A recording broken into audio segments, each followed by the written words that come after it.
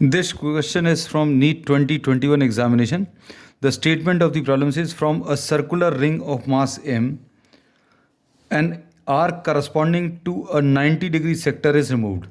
The moment of inertia of the remaining part of the ring about an axis passing through the center of the ring and perpendicular to the plane of the ring is k times m square. हम लोगों को एक ring दी हुई है, एक circular ring, और इस circular ring में से 90 डिग्री सेक्टर में जो लेंथ ऑफ द आर्क आएगी उसको अभी हम लोगों ने रिमूव कर दिया. 90 डिग्रीज पोर्शन मतलब this much portion is removed.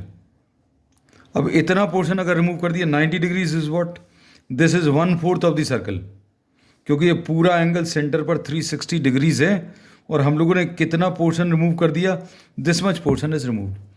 अब mass of the ring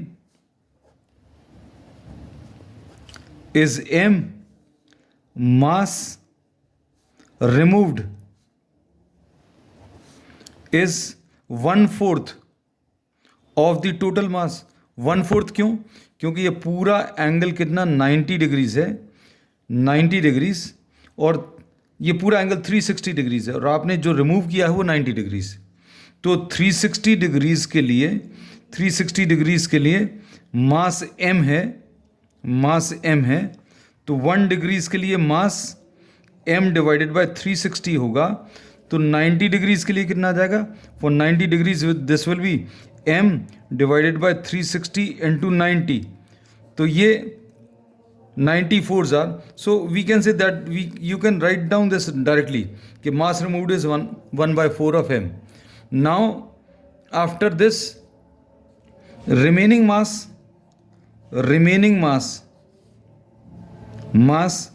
will be total mass minus the mass which is removed, which will be 3m/4.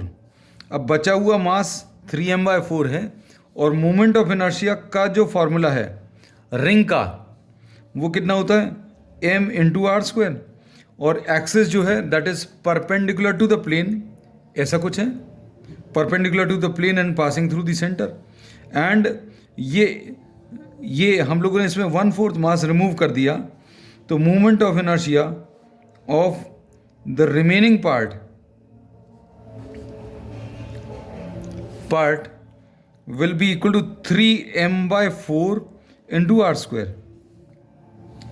और ये इन्होंने बोला है this is given equal to 3m/4 into r square. This is given equal to k times m r square. अब m r square और m r square cancel होगा, तो इसमें k की वैल्यू 3/4 आ जाएगी. And this is given in the fourth option. So fourth option is the correct answer.